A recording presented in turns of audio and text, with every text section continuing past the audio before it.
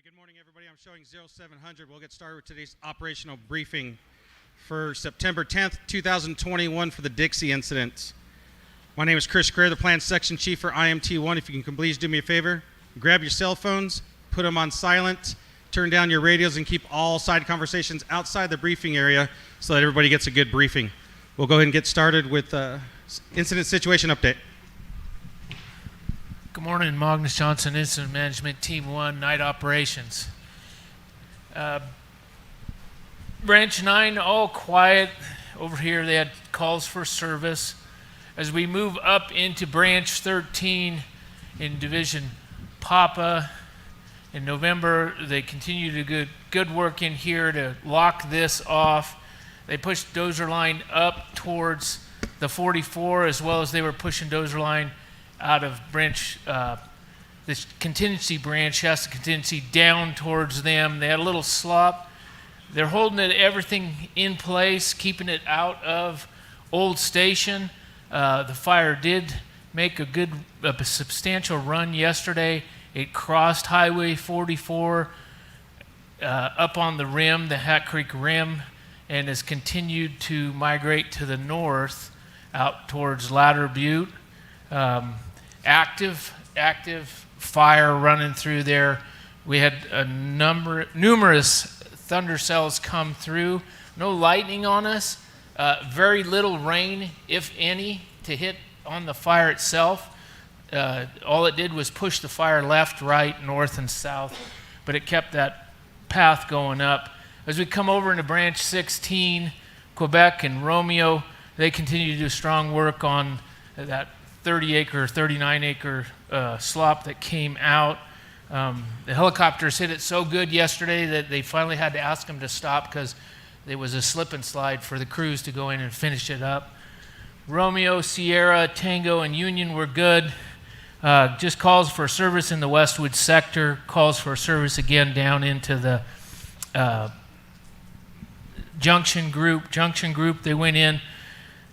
Fed crews and state crews went in and reinforced and improved the line from the top of the escarpment down to the 395. All that looks really good. So it's pretty much closed out down in there. It will get tested with wind again today. Same thing with the rest of the fire. End of report. Now moving on to the incident objectives. There are no changes to the management objectives. There are a couple of changes to the control objectives. Keep the fire north of Grizzly Ridge and Lake Davis. Keep the fire south of Highway 299. Keep the fire east of Ponderosa Way and within the established control lines. And keep the fire west of Highway 395 while ensuring infrastructure defense in the communities of Janesville and Milford. Incident weather. Morning, Ben Bartos, incident meteorologist. So obviously we've got some weather in the area. What we've got going on that happened over last night and into tomorrow morning is we've had some rain showers pushing their way through Susanville and east of the fire, as we've seen right now and through the night. And then there's also another band of rain just west of the fire right now that's moved out of Reading. So as already kind of illustrated a little bit, what we've got here now in Susanville isn't necessarily representative of how much rain the fire has gotten overnight. So maybe a trace, a few hundredths of an inch for most of the fire. Thunderstorms also mentioned.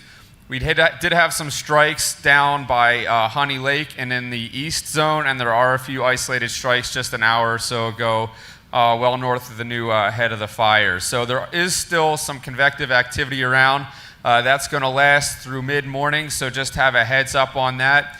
The real aggressive lightning did stay way well to our south last night from about Tahoe south, so we missed the brunt of the lightning, but there is still some convective activity and lightning to be cognizant of through about mid-morning this morning.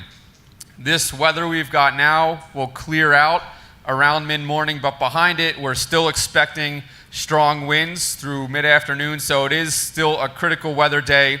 If you look in your IAP, you'll see that, and that's because of the winds that we're expecting behind these showers and thunderstorms. We're looking up to about 40 miles per hour at the highest on higher ridges. More realistically, down lower, we're looking at gusts into the 30s and sustained 10 to 15, maybe 20 miles per hour or so, and that's going to be out of the southwest through about mid-afternoon, and then we'll see those winds start to taper off. Temperatures and relative humidity, temperatures are going to be a little cooler today, working their way up into the mid-70s with all the rain and the cold front that we have pushing through. RH recovery is going to be a little bit better, maybe down to 30-40% or so, but don't let that fool you. Today is a wind day. So wind is going to drive the weather today. And as previously stated, just because we've got rain here doesn't mean it's wet everywhere. It's actually, this is one of the wetter spots that's happened throughout the night. Most places are drier than what we're looking at here locally. So just know that when you're out there, and pay attention for those winds that'll be coming in around mid-morning. That's all I've got. Thank you. Fire behavior. Good morning, Don Watt with Fire Behavior. So as you heard from the IMET, we do have these change of conditions. We still have dry conditions out there. Even though we're getting the rain, it is still dry in most places. Even under the trees, you're still seeing that dry. It didn't get enough rain to make a real difference.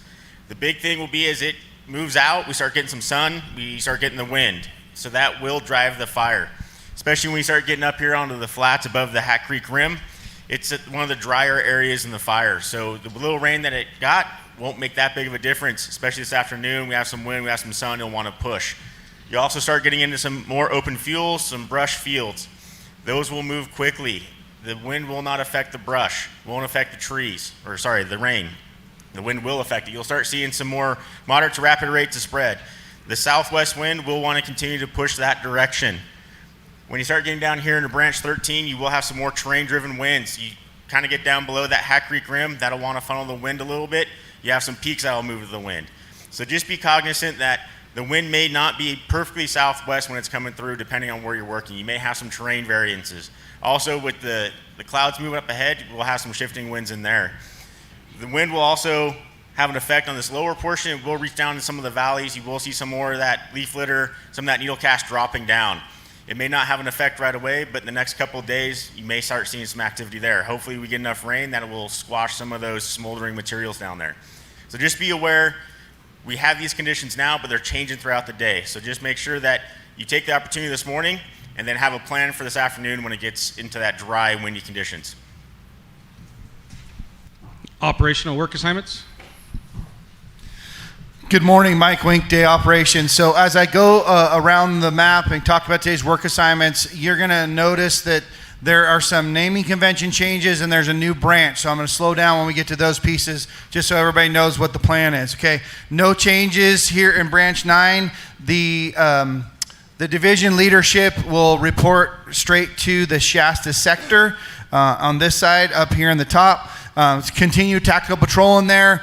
Those calls for service and that peat moss that's been burning and little pieces that have been coming out near the fire's edge. Obviously, this weather should help moderate that. It gives you the time. If some of the resources in there haven't been in that area before, gives you this morning to get out there, become familiar, get a good pass down. So when the heat's up this afternoon, you know your way around, okay? Up here into branch 13 in the park and in the old station area. Everything's holding within the park, but once we get outside the park, that's where most of the activity is, okay? So put some extra crews and some extra engines in there. The number one priority today in branch 13, the number one priority on the fire is right on the fire's edge, okay? This is a flanking fire that's now down in the flats, in the fuels you can get to. It's on the secondary lines and in the fuels reduction zones. We got to take advantage of this morning, get in there with the crews, get hose on the ground, dozers. They made a lot of good progress with dozers in there going along the toe of the slope of the mountains here before it gets into Old Station and the populated areas. So going direct in there, getting line in there, getting hose in there, getting crews. We're giving you extra resources as well as making sure we have a lot of resources in the Shasta contingency branch in case that fire spread, that's that flanking fire that's still kind of creeping its way to the north. You know, we have multiple plans in place, direct, indirect, and then of course structure defense if we get to that piece. As it continue up in the branch, as you go towards the rim, as you start to do that elevation change, they're going through the lava flow, trying to go direct. The branch is separated by the elevation change of the Hat Creek rim. So from the Hat Creek rim, the bottom, the lower elevation, and the flatter areas, and that's all branch 13. When you get to the elevation change above the lookout point, and when you get into the plateau, that's the separation. So from the elevation change down to the flatlands back into the park, that's all branch 13, no changes there. You've got the resources, you know your assignment. Branch 15 is the new branch. That's the plateau. So everything now north of 44 and in that higher elevation piece, that's now branch 15, and you've got the rim group, which is going from the Hat Creek rim to about the middle of this activity north of 44, and then you've got the Blacks Mountain group is a big geographical feature there. That's pretty much encompasses the Lassen contingency group is now the Blacks Mountain group. Okay, but branch 15 has everything north of there. So very difficult piece of ground, very dry. The driest tributaries and streams and parts of the forest are up in there. A little different fuel model type, a lot of heavier fuels, and the consistency and the continuity of the fuels is much denser where this is going. Okay, so in the QR code this morning, in your IAP, the QR code, the map products, the forest map has been loaded this morning. That's geo-referenced. If you're going to be working in branch 15, make sure you download that geo-reference map so you know where you are. It's very thick out here. It's very flat. You can't see any mountains. You don't have any reference other than you might, north, south, east, west, but you're not going to have those physical features. So really important, you download that map, the forest map. It's in there. It's geo-referenced so you know. Briefing. This run yesterday was about 12 miles. Potential for this fire to make fire gains. 10-mile perimeter, it outpaced that by just a little bit. So while there's moisture on it this morning in some places down here, you're going out here trying to build that big box. Any of the moisture. Okay, so have your head on a swivel, watch for the winds to change from the south there in branch 15. Coming down here to branch 16, no changes. Continue to hold all this. Great work yesterday, getting that slop, getting this all locked down. Great effort. Continue all that today with patrol and mop up and holding all this in place. Westwood sector, we are not working in the east zone anymore today, so this piece, the Westwood sector, does come down the 395 and just a little piece of that Janesville grade for tactical patrol. The east zone has their leadership and resources in place, and they've got everything on the other side of the zone break. So great job locking that piece off, getting that dozer line in off the escarpment that hadn't been done, and then getting that direct line in there, supporting and working together. Great job. We are closing the door on this piece, and so we've got the Westwood has a big piece of ground from branch 9 all the way over here to the Janesville branch for tactical patrol and calls for service. So a big piece of dirt in there. So, okay, you see this slide? I put it up there yesterday. So if you got an IAP, you may have picked up a puzzle piece. Okay, this fire is 950-something thousand acres. That's 950,000 puzzle pieces. All right, this is what the puzzle looks like partially. So sometimes doors open, sometimes doors close. Every one of you is the leader of you. You are carrying every gallon of water, every dozer line that you put in, every resource order that comes from supply, everything that you're doing in camp supporting the effort is to get this piece of this puzzle put together. Don't lose your puzzle piece. We need to get this put back together so that everybody can go home and the communities can get back to normal. There's still a lot of fire out there to fight. The other piece is doors open and doors closed, right? We got to close the door on this fire, but there's other people out here, whether you're a 3C member that you're looking at, hey, maybe I want to join the fire service. Yeah, we need you to. We need to continue that planning for that next generation. You're driving a water tender. Maybe I'm going to buy my own water tender. You know, maybe you got a task book open to be a leader and you're going to be up here and be a division, sector, or branch, okay? We're always doing succession planning. Look for those doors to open and close those doors behind you and put this behind us. Now, as we go back to the map, we still have a lot of potential for that fire growth today. Please remember, your job is not to get ready. Your job is to be ready, be safe, expect the unexpected. We'll see you out there. Sector, branch, and division roll call. Good morning, Jordan Weber, Resource Unit Leader, CAL FIRE Incident Management Team 1. If you'll join me on page 2 of your IEP for the ICS 203, when you hear your name, please stand. Starting with the Shasta Sector, Fields, who's briefing at the Hat Creek. Division Juliet, Rambo. Branch 13, Wills. Division November and Papa are briefing at the Hat Creek Spike. Shasta Contingency, Stornetta. Deputy, Benenhoven. Lassen Sector, Prather. Branch 15, Petro. Blacks Mountain Group, Thomas. Rim Group, Pangburn. Branch 16, Costa. Division Quebec, this is a change, Sims. Division Romeo, Milovich. Carey, trainee. Division Sierra, Glockner. The Westwood Sector, Niedenberger. Trainee, Rushing. Westwood Group, Chisholm. Lassen Fire Suppression Repair, Shaw. Thanks, have a safe shift. Air operations. Good morning, Pete York, Air Ops. We're out to support your program today with early up fixed wing, both ASM, air attack, and some tankers. We also have 17 helicopters to support the program, 14 Type 1s and 3 Type 2s. Guard 841 is still your 24-hour ALS hoist out of Reno.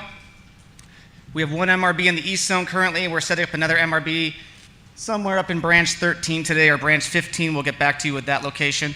Just want to remind you to everyone up here in the divisional leadership, air-to-ground command, please be monitoring that. And then our folks out in the field, super important that you're monitoring air-to-ground tactical. Probably a big fixed wing show today if we get the weather, so it's important to make sure that line's clear. Have a safe shift. Communications. Hi, good morning, Corey Costa, Comel.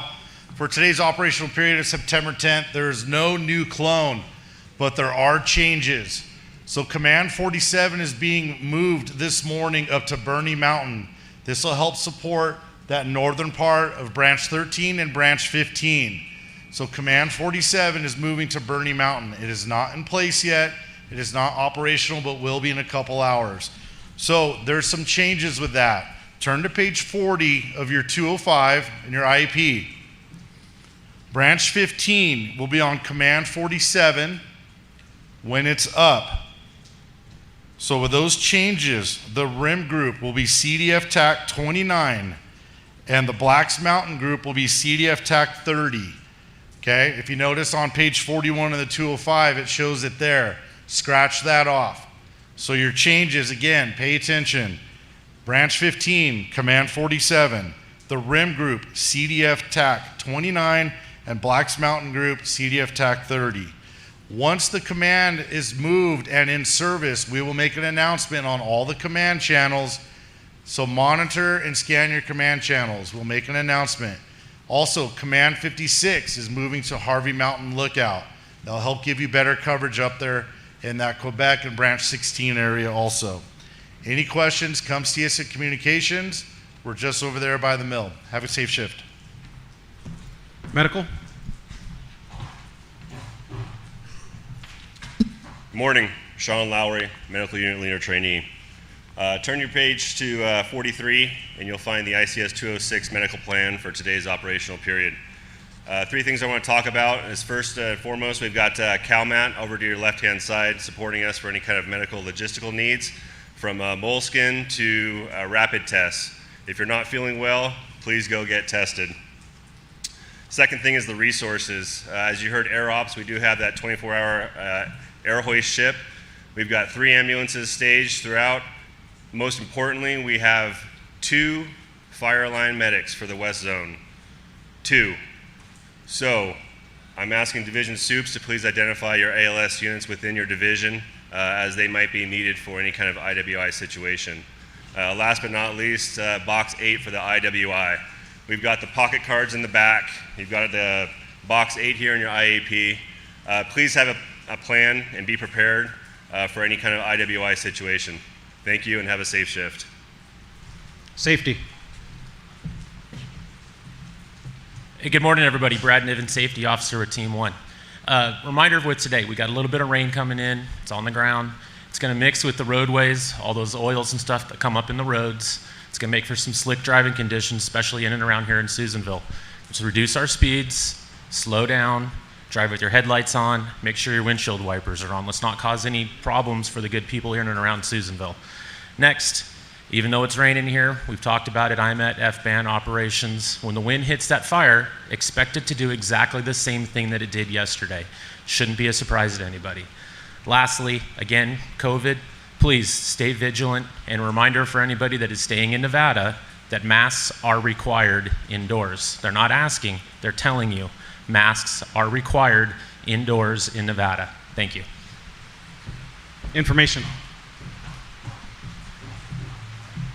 Good morning, Mitch Matlow, Public Information for CAL FIRE IMT1. Join me on page 51 for some updated information. We're currently at 950,591 acres, 59% containment. There's 4,844 personnel on the incident. If you have media on your lines, please call us in the information office. We'll try to get a PIO out to you. Remember, social media policies are in place for both CAL FIRE and the federals, so please pay attention to those. If you have photographs or videos that you want to post, please vet them through us first. Either come see us or email them to us. We have lost and found and mail. This is a change. It's moved to the inside trailer now, the one that's right over here to your right. So please come and see us if you've lost something or you're expecting packages or letters. End of report. Have a safe shift. Finance. Good morning, Shan Thompson, Finance Section Chief, Team 1. In addition to our regular finance message, we have a special message for the hired equipment suppliers on page 54 of your IAP. If you would like to remain assigned to the Dixie incident after the incoming transition with the federal team, you can scan the QR code, fill out the form, and then you may need to complete a new contract with the USFS if you do not already have one. Thank you and have a safe shift. Logistics. Good morning, Jacob Garrett, Logistics. For the resources working out of 13, 15, and 16 branches, the Hat Creek Bike Camp is going to be moving to Intermountain Fairgrounds in MacArthur within the next 24 hours, so just a heads up. Also, for all the resources staying down here at the Mallory Camp, this is just an anticipation to give you guys a heads up. That camp will be shutting down by Monday. That doesn't mean move today. I'm just giving you a warning that anticipate moving here within the next couple days. You'll get more direction to follow here, hopefully by tomorrow, on where to move here on this camp. We're still working on the layout to get you guys all moved over here. Thank you. Final comments from a Unified Incident Commander. All right, good morning, everybody. Jason Loomis, Unified Incident Commander. So thanks, Wink, for the piece of the puzzle. My piece is to provide clarity and leader's intent. So there's a couple of things that I want to anchor into today. So you heard about a 20 to 25,000 acre run yesterday. To put it in context, that looks very small compared to the million acre footprint we have out there. In other days and other years, that's a substantial fire for a team. So I don't want people to get complacent. I don't want people to think that this is just another day in the life of, because it's not, okay? The conditions are serious out there. We're gonna have it again today. You've heard it time and time again. We do not want to be lulled into complacency, but we want to leverage opportunity. And